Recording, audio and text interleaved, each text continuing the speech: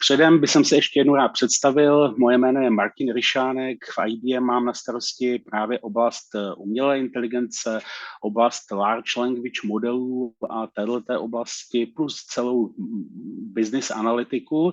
A rád bych vám právě pohovořil a navázal na pana Martina Fila v oblasti toho, kde ta umělá inteligence nabývá v našem prostředí jisté regulace v souvislosti a v návaznosti na rozhodnutí Evropské unie. Tomu se říká EU AI Act, která byla schválena, a rád bych objasnil, kde tyhle ty věci budou mít dopad na to, jak mohou vznikat systémy postavené na umělé inteligenci a jak se s tím v budoucnu budeme setkávat. Protože ty rizika, o kterých pan Phil hovořil, si myslím, jsou ze skutečně na bíledni a ty rizika tady jsou. A právě proto se Evropská unie v této oblasti zamýšlela, jestli můžeme k tomu nějakým vhodným způsobem přistoupit, a z toho plyne právě ten EU AI Act. Já bych jenom zmínil jednu věc, že IBM má svý celý rozsáhlý ekosystém, který se zabývá právě umělou inteligencí, zabývá se large language modely, čili jazykovými modely, ale mimo jiné součástí toho ekosystému je právě to, jak řídit fungování těchto systémů, takzvaný Watson X governance, to znamená, jak monitorovat systémy, jak dohledovat systémy, jak řešit určité chování těch systémů a podobně. Ještě dřív, než skočím do toho, o čem ta regulace je, bych rád řekl jednu věc. Ty příklady, které zde byly uvedeny, jsou skutečně alarmující, že takhle mohou vznikat videa, takhle mohou vznikat obrazovky, obrázky, které se vlastně nikdy neodehrály, ale musím zároveň říct, že ta věc, kde hrozí nebezpečí, je mnohem triviálnější a jednoduchá. A já bych rád, aby jsme si ji všichni uvědomili, dřív než začneme se bavit o tom, o čem ten EU AI Act je, protože se jedná o základní problém v tom, že AI se začne víc a víc, díky tomu, jak se rychle rozjíždí, stát součástí našeho světa. Tam, kde je dneska přirozená komunikace člověka s člověkem, kde vidíme výstupy práce jednoho člověka a přebíráme ji od druhého a komunikujeme o věcech, tam ta dominance těch AI systémů do budoucna bude čím dál tím vyšší. A nebude to jenom v tom generování videa, ale bude to i o tom, jak někdo rozhodne, že bude například mít možnost uspět u nějakého výběrového řízení, nebo bude to ohledně toho, jestli rozhodne o tom, jestli má nárok na hypotéku a podobně. Tyhle ty věci se začnou víc a víc objevovat v našem životě. A my si musíme uvědomit, jaké jsou základní vlastnosti těch technologií, které jsou pod tím. A ty základní vlastnosti je, že my vytvoříme nějaký model, který se nějak chová, ale my kolikrát nejsme schopni dostatečně přesně, a já použiju technické slovo, deterministicky předpovídat, jak se ten model v určitých situacích může zachovat. A to je nebezpečné. Nebezpečné je samozřejmě to zneužití, o kterém pan Phil hovořil, ale nebezpečné je už to, že nás bude ovlivňovat a bude do našich životů čím dál tím víc vstupovat umělá inteligence, o které potenciálně nemusíme vědět, a nemusí to být ani záměr, může to být jenom chyba, jak se chová. A to je naprostý fundament, tohle. To je naprostý fundament a to je naprostý základ. Protože chování systému může být nepredikovatelné, může se chovat tak, že bude například zvýhodňovat některé skupiny obyvatelstva nebo určité charakteristiky lidí vůči ostatním. A to samo o sobě, pokud to začne mít určitou velkou míru, že se s tím budeme setkávat častěji v společnosti, to samo o sobě je velkým nebezpečím a velkým rizikem, pokud by to zůstalo zcela bez kontroly. A proto je zde EU AI Act. Jo? Jinak EU AI Act jako takový je regulace Evropské unie.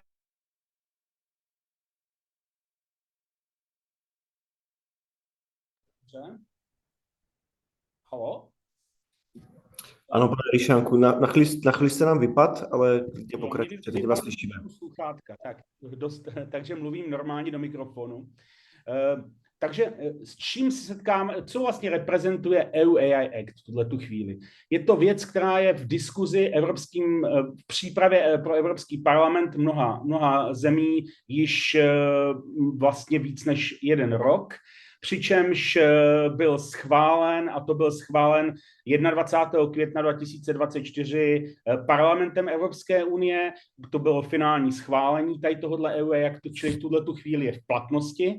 Přičemž základní nařízení tady téhleté regulace budou platit již od prosince 2024, ale plná implementace těchto řešení přijde do našich životů až v květnu 2026. Za chvilku se dostaneme k tomu, co ten EU AI Act v oblasti regulace umělé inteligence, co to znamená, co to přináší. Ale hned na první stránce bych vás chtěl upozornit na to, co vidíme v pravé části, totiž ta regulace nařizuje všem subjektům, které se nějakým způsobem na utváření tohoto světa s umělou inteligencí podílejí, aby se nějakým způsobem chovali.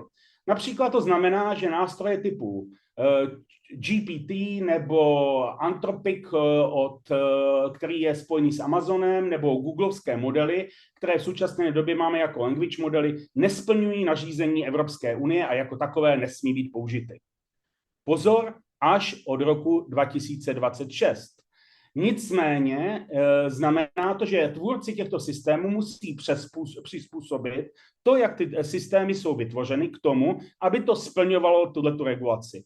Čili aby jsme jenom to věděli, že všeobecně známý a používaný GPT, tak jak je dneska udělán, je s výhledem roku 2026 nepoužitelný a nebude splňovat Evropskou unii. Já jenom upozorňuji na to, že ty důsledky jsou zásadní a tímhle jsem chtěl jenom upozornit na to, že jakým zásadním způsobem bude vstupovat ta regulace EU AI Act do našich životů. Jo?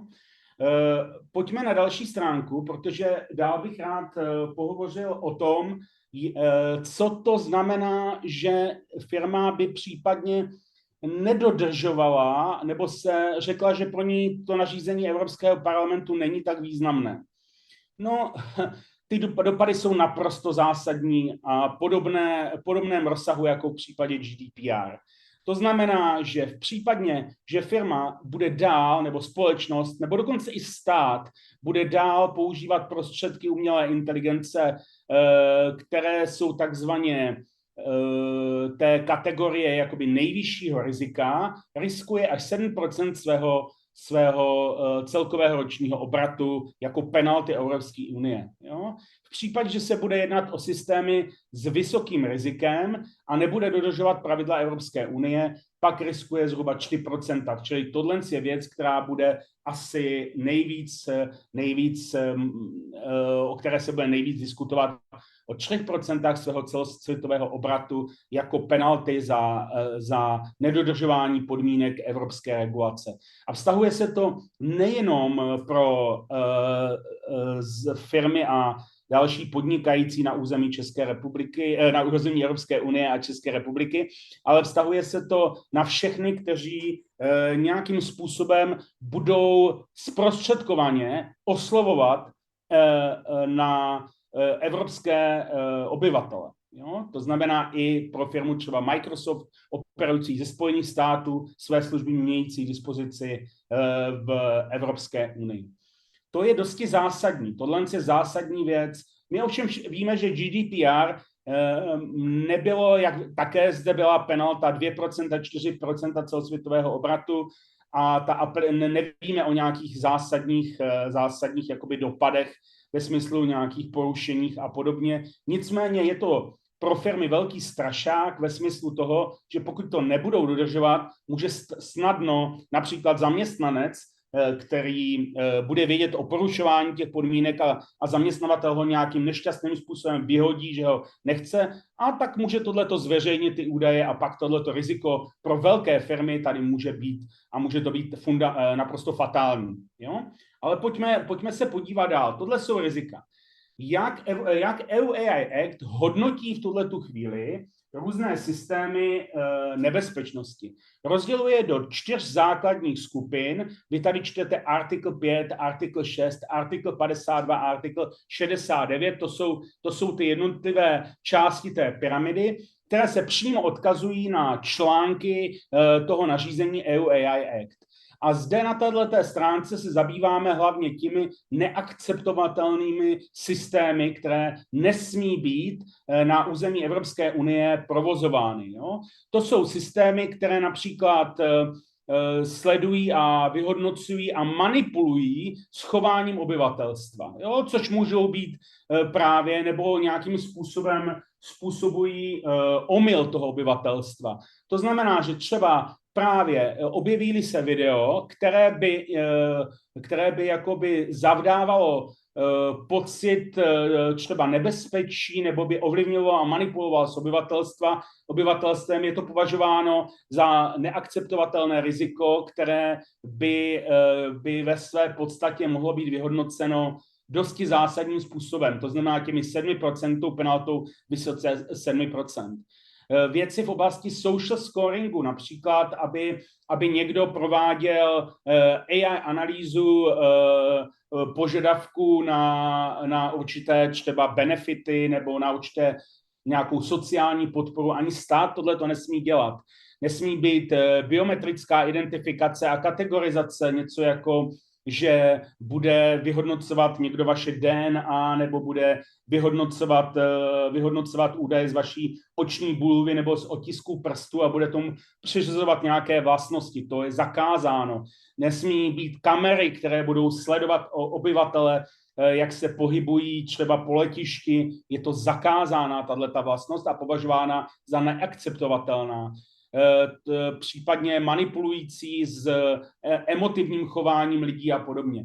To jsou všechno věci, které se dělat nesmí. Ale vy řeknete, jsou tady státy světa, které tohleto běžně používají. A máte pravdu. Slyšeli jsme o Číně, která tyhle ty systémy běžně používá a řekněme v kontextu EU AI Act vlastně zneužívá. Nicméně naše státní správa jako policie nebo jiné orgány, silové složky mohou těchto systémy používat, nicméně na to musí získat zvlášť povolení, například rozhodnutí soudu, aby mohli například odposlouchávat a analyzovat hovory nebo analyzovat chování některých lidí a pracovat s tím chováním. To znamená, musí to být všechno pod nějakou výjimkou, kterou schvaluje nějaký úřad, nějaká instituce. Nemůže to být ani pro policii, ani pro stát. To nemůžou být věci, o kterých by si oni rozhodli sami, že můžou používat dle vlastního svobodného použití. To možné není. Takže podobně jako nikdo nesmí odposlouchávat můj mobilní telefon, pokud tomu není rozhodnutí soudu, podobně je to u těchto činností, které by chtěl stát aplikovat, musel by k tomu mít závažný důvod, který by musel dopředu, a to slovo dopředu zdůrazňuji, obhájit na úrovni prostě státu. Takže to je například prostřednictvím soudu. A to je dosti zásadní a to je podstatná věc těch neakceptovatelných rizik, které bychom měli do 6 měsíců tady v tuhletu chvíli vlastně vůbec nemít. Měly by být, to říká to nařízení Evropské unie, do konce tohoto roku by měly, pokud existují z tohoto trhu, úplně zmizet. Druhá část systému jsou ty, které ve své podstatě tvůrce aplikací a řešení budou asi zajímat nejvíce. Jsou to takzvané high-risk systémy, se kterými si často můžeme i setkávat. Jo? Jsou to systémy, které například používají umělou inteligenci při řízení automobilů, jsou to zařízení pro léčbu lidí, jsou to systémy nějakým způsobem řídící letecký provoz, případně speciální dokonce hračky. Jsou to systémy, které jsou třeba používány k analýze uchazečů o zaměstnání nebo vyhodnocování zaměstnání, vyhodnocování zaměstnanců nebo studentů ve školách a podobně.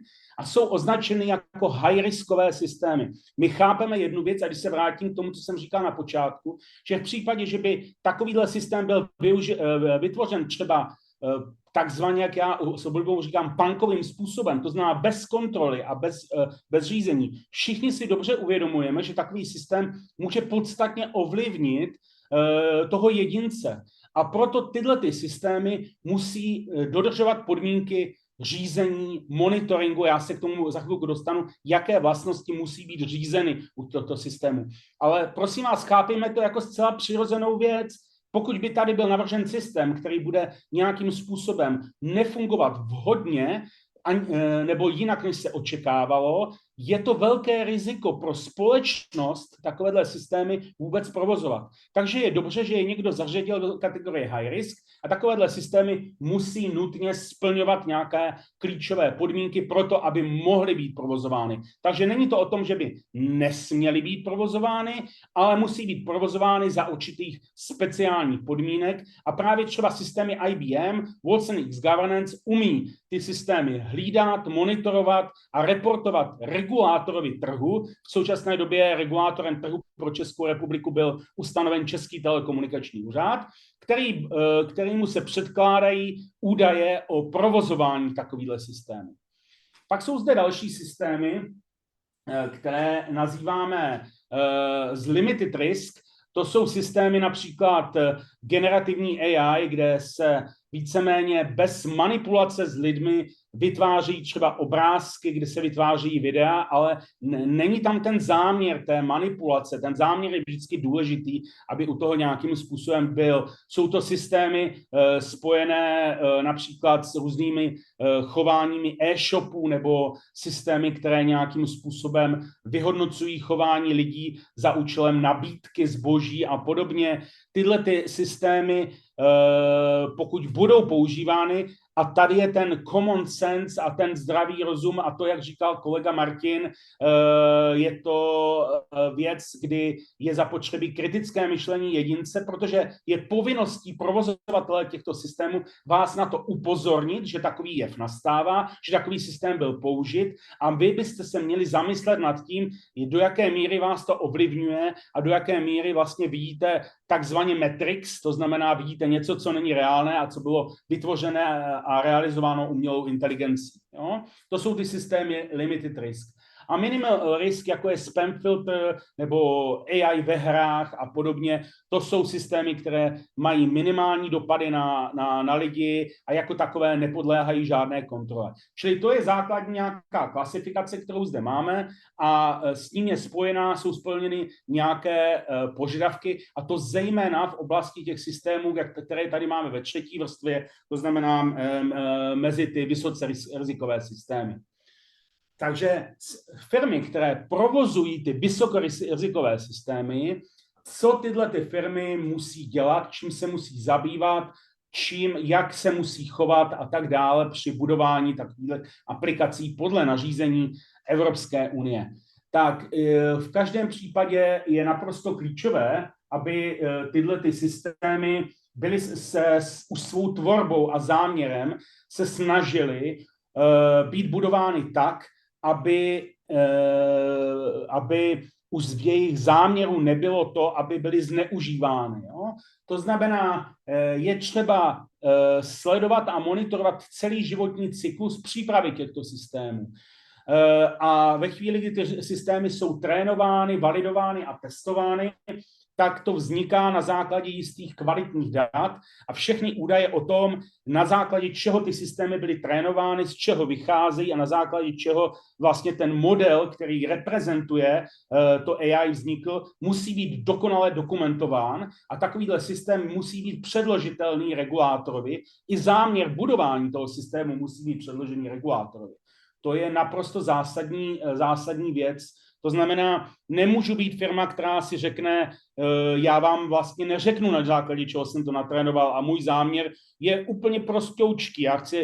Já chci jenom ukazovat obrázky. Ne, ten cíl musí být na začátku dobře definován, musí být dobře biznisově specifikován a ty následné kroky při trénování modelu, validování a testování modelu musí jakoby naplňovat ty biznisové cíle, které zde jsou a všechno musí být transparentně dokumentováno. To je zásadní věc. Dále pak je potřeba, aby zde vstupoval do jednotlivých kroků nějakým způsobem člověk a musí být prokázáno, že člověk se podílí na vyhodnocování a evaluaci těch jednotlivých kroků přípravy takového systému. A ten systém jako takový se od něho vyžaduje, aby dosahoval určité přesnosti, robustnosti a aby byly definovány jisté meze, ve kterých ten systém funguje takzvaně správně. A ty meze jsou na základě určitých měřených metrik toho systému, metrik, myslím, ukazatelů, a zdali se ten systém chová dobře nebo ne. Já dám příklad, který uvádí naši američtí kolegové. Představte si, že byste měli systém, který na základě umělé inteligence a scoringu lidí přiděluje půjčky, například hypotéky. A vám je naprosto jasné na začátku, že není cílem, aby hypotéky byly přiřazovány lépe bílým osobám než černým. To je americký přístup, klasická věc. A je všem jasné, že tenhle ten parametr, to znamená rasa toho člověka, by na to neměla mít vliv. Někdo řekne, tak tu rasu vůbec nevkládejme jakoby do toho modelu. Ale ono jde o to, aby ten model jako takový se choval indiferentně, to znamená nerozlišoval a nebral v úvahu rasu člověka při udělování hypotéky. Není to významný faktor. Pokud je model správně natrénován a pokud správně funguje a pokud dodržuje tu metodiku, která je zde vedená a samozřejmě monitorován ten model, jestli se správně chová, tak by neměl stranit bílým vůči černým. Neměl by to dělat. Pokud se takhle chová, je to nevhodný model a dochází k porušení předpokladu, jak ten model se má chovat. A ten incident, který tam nastane, má opět provozovatel tohoto systému povinnost nahlásit regulátorovi.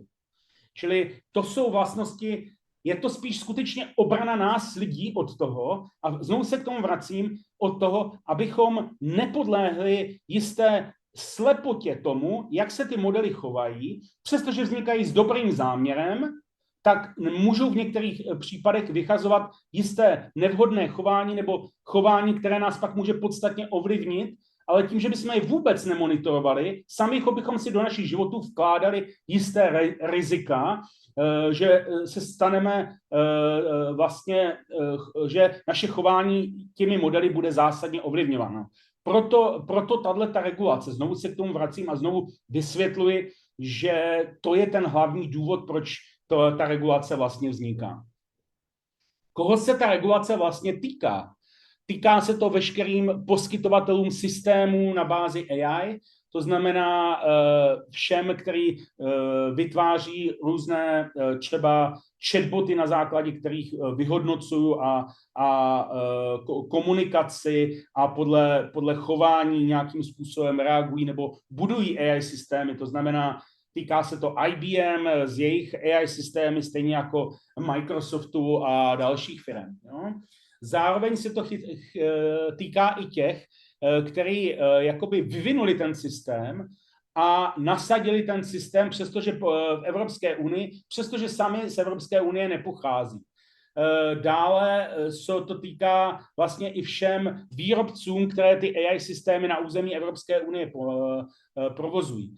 Na první pohled se zdá, že ta regulace je vlastně hlavně pro Evropskou unii, to je pravda, ale protože je jedním z prvních systémů, který takhle vůbec vzniknul, který se pokouší o regulaci AI a vlastně v důsledcích dopadá na většinu západního světa, a hlavně ty nadnárodní společnosti, předpokládá se, že i ta regulace se stane základem a hlavně ty její principy základem regulací vznikajících postupně po celém světě. protože, jak vidíte, ty dopady jsou sice primárně na trh Evropské unii, ale v důsledku ovlivňují i ostatní země světa. Pojďme dál na další slide. IBM, a teď si trošku jakoby vám popovídám o tom, jak tomu přistupuje IBM, protože IBM má poměrně rozsáhlý ekosystém různých řešení v oblasti umělé inteligence, počínaje systémů v oblasti machine learningu až po systémy v oblasti large language modelů a aplikací, které s tím souvisí. A IBM má ve své podstatě podchycenou i tuhletu oblast governance, to znamená sledování, vyhodnocování a zaznamenávání údajů o modelech.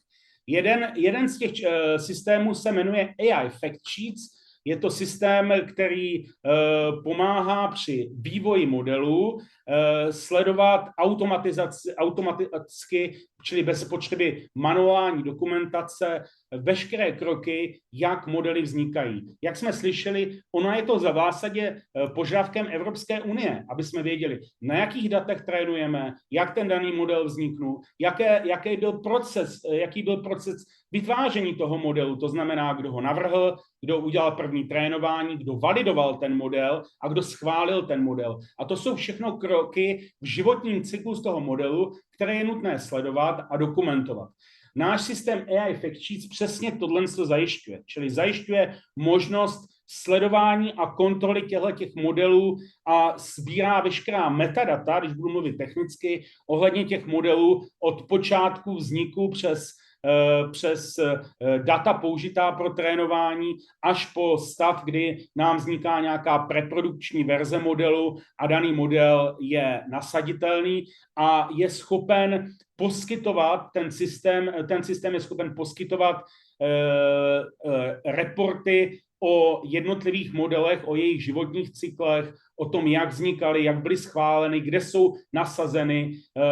Tyhle ty informace může poskytovat i netechnickým osobám ve formě jistých reportů a podkladů. Je to jeden z požadavků regulátora, aby takováhle věc vznikla u těch high-riskových systémů a je podstatná. Ty nástroje IBM to umožňují jak u systému ML, jak tady máme, to znamená machine learning, to znamená, to jsou tradiční systémy, se kterými jsme se setkávali běžně i do roku 2022 v oblasti vyhodnocování třeba přiměřenosti člověka na získání hypotéky, už jsem o tom mluvil, banky to běžně používají, tyhle ty systémy, nebo vyhodnocování rizik bankovní sféře a podobně. To jsou ty tradiční ML modely, nebo vyhodnocování, na koho se zaměřit v nějaké marketingové kampani. To jsou věci, které se běžně používaly, machine learningové modely a obsahují technicky i oblast deep learningu, to znamená oblast neuronových sítí. Vedle toho obsahují podporu i pro large language modely, to znamená modely, které jsou a zabývají se vlastně jazykem, jazykovou semantikou, schopností rozpoznávání a generování textů.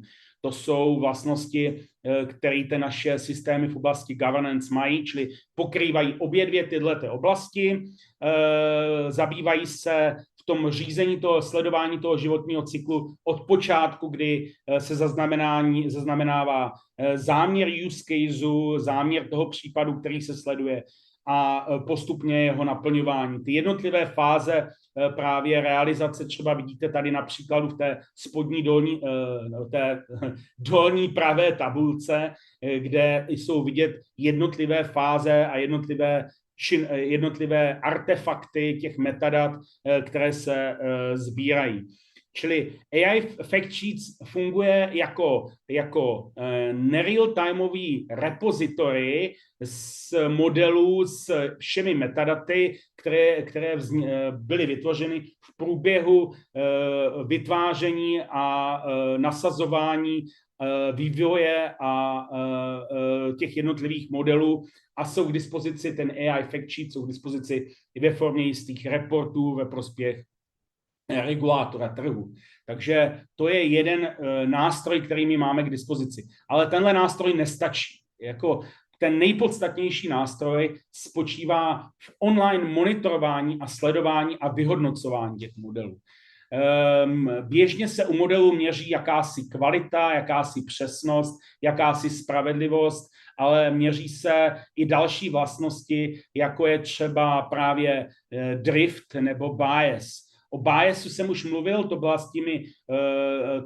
byla ta hypotéka pro ty podle rasové přizpůsobenosti, to znamená bílí a černí, model, který není spravedlivý k oběma, to znamená nadržuje jedné skupině, preferuje a tu druhou diskriminuje. Takový model je obecně nazývaný bias a nemusí to být rasistický důvod, může to být důvod spojený třeba s nějakou lokalitou, kde ten člověk bydlí, může to být spojený s zaměstnáním toho člověka a podobně. A těmto modelům je třeba se nějakým způsobem vyhnout ve chvíli, kdy není důvodem ta daná vlastnost pro to rozhodnutí. Nicméně my jsme schopni monitorovat jak machine learningové modely, to znamená tradiční, o kterých jsem před chvilkou mluvil, stejně tak jako monitorovat kvalitu těch large language modelů, pokud se zanořím trošku do hloubky, to znamená veškerých promptů, to znamená dotazů, který směřují na ty modely, výstupy těch modelů,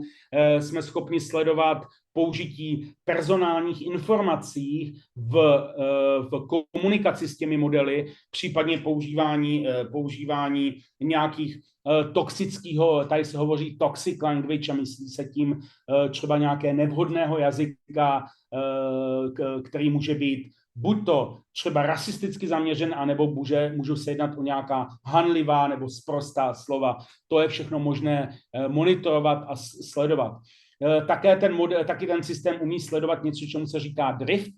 To znamená, že model primárně na počátku vznikl na trénování na určitého typu dat a nastala změna v tom smyslu, že aktuálně data a struktura dat a statistický jakýsi vzorek těch dat se už nerovná s daty, na základě kterých byl model natrénován. A pak se předpokládá, že takový model nemusí splňovat některý z těchto parametrů. Jinými slovy, každý model, protože je to černá skřínka a nevíme, jak se chová, má na začátku nadefinované, jaký by měl dosahovat různých veličin v této oblasti, monitorovaných veličin, a potom se vyhodnocuje, jestli tyhle ty veličiny skutečně dosahuje. Jinými slovy, když to řeknu laickým způsobem, každý model umělé inteligence, protože nevíme, jak se ta černá skřínka vlastně chová, má na začátku definovaná nějaká ohraničení v rámci jakého prostoru se má chovat, jak má reagovat, a v případě, že by se uchýlil k nějakým krajním nebo za krajní hodnoty, potom je třeba ten stav detekovat, vědět o něm, a v případě, že se jedná o ten high risk případu použití, je třeba i tohleto reportovat regulátorovi. Takže takhle nějak je to nastaveno. A opět to směřuje hlavně k obraně lidí. Prostě umělá inteligence se stane běžnou součástí našich životů a my musíme mít schopnost tomu, čemu vlastně dokonale nerozumíme, co jsou ty neuronové sítě, my musíme mít schopnost od nich vědět, jak se chovají, co dělají a jak nás případně výrazně ovlivňují. A na to je k dispozici právě nástroj Watson X Governance pro Evolution and Monitoring. Tady jsou různé metriky, jenom vám ukazuju jejich přehled metrik, to znamená různých způsobů měření v oblasti large language modelů, které dokážeme vyhodnocovat naším systémem a dokážeme sledovat vlastnosti vlastně reakcí toho language modelu na základě vstupních a výstupních dat, na základě kontextu, který si ten model přebírá, a na základě promptu, který do něho vstupuje. Takže tady je výčet těch různých vlastností. Chtěl jsem tím hlavně ukázat, že sledování a vyhodnocování large language modelů není až tak úplně triviální a jednoduchá věc, a ta metodika, která kolem toho je použitá, je poměrně rozsáhlá a složitá, a dovolil bych se říct za IBM, že si nemyslíme až tak jednoduše zvládnutelná kterým open sourceovým nástrojem, ale asi mi rozumíte, proč tohle to říkám, ale doufám, že je to evidentní tady z tohohle přehledu těch ukazatelů, které se v současné době sledují. Posledním a třetím nástrojem, který je k dispozici, je nástroj, který umí na základě všech těchto vstupů, to znamená faktů o těch modelech a monitorovaných parametrech a vyhodnocovaných parametrech, vytvářet různé reporty podle potřeb, sledovat určité politiky, co je schopen vizualizovat ty údaje a předkládat ve struktuře, kterou vyžaduje regulátor. To znamená, já jsem řekl, využije regulátor, ale třeba vyžaduje samotné řízení firmy.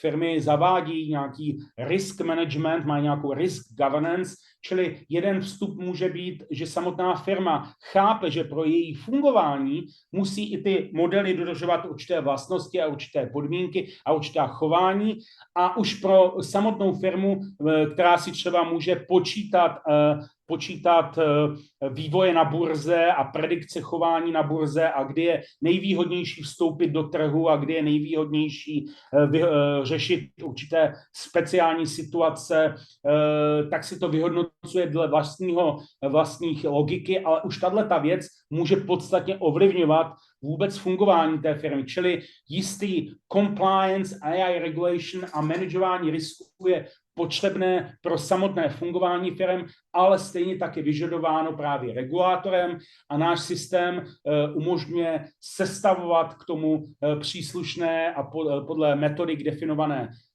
zobrazení a vyhodnocení těch jednotlivých dílčích údajů, které plynou z toho evolution and monitoring, případně které plynou z těch faktů o těch modelech.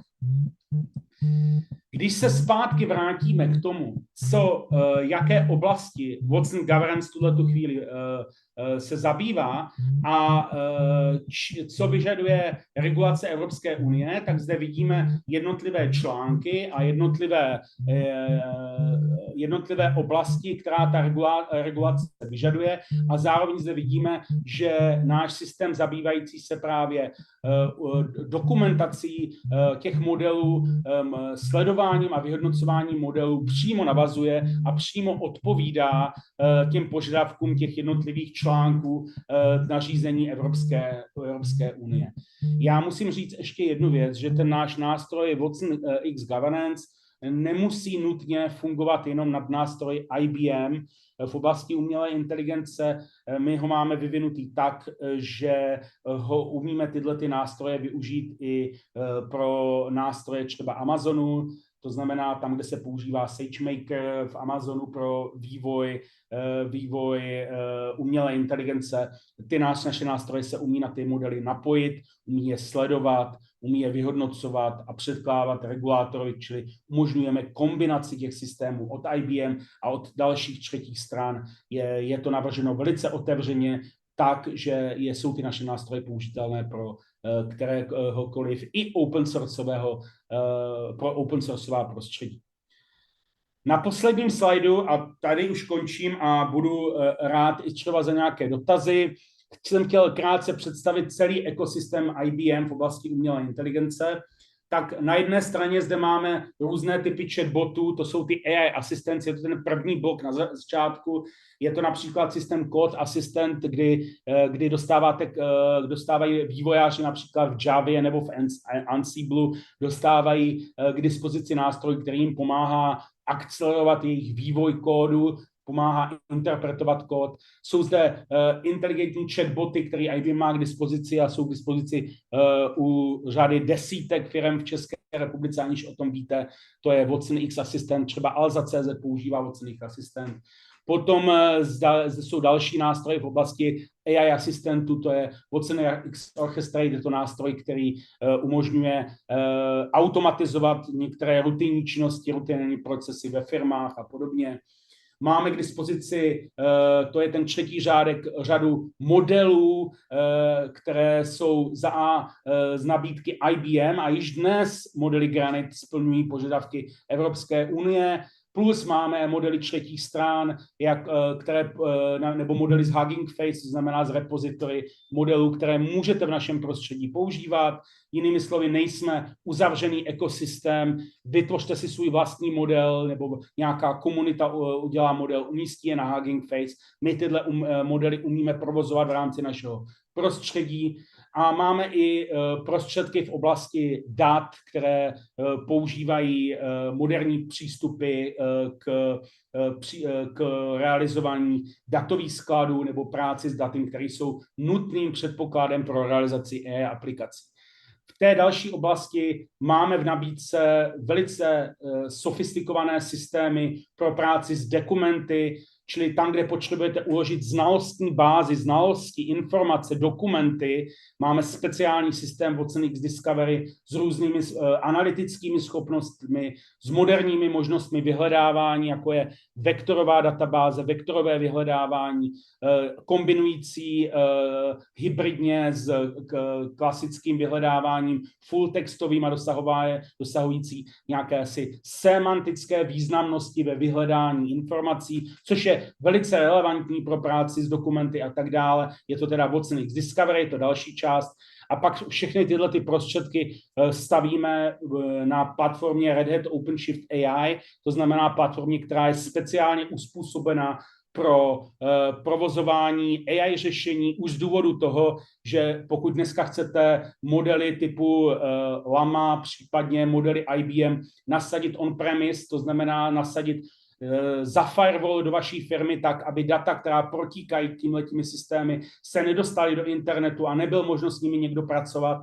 IBM to umí a IBM má takzvaný hybridní způsob nasazení modelů, to znamená, má modely na cloudu, stejně tak, jako má GPT a ostatní. A co ostatní nemají, my můžeme ty modely vzít a vložit do firmy, například specificky pro silové složky České republiky nebo pro firmy, které pracují s citlivými daty svých zákazníků. Umíme ty modely nasadit a ty use casey vlastně provozovat přímo ve firmách bez toho, aby ty systémy komunikovaly s těmi citlivými informacemi do internetu. Čili IBM má celý ekosystém, jehož součástí je to, co vidíme úplně uprostřed, a je to ta Watson Governance.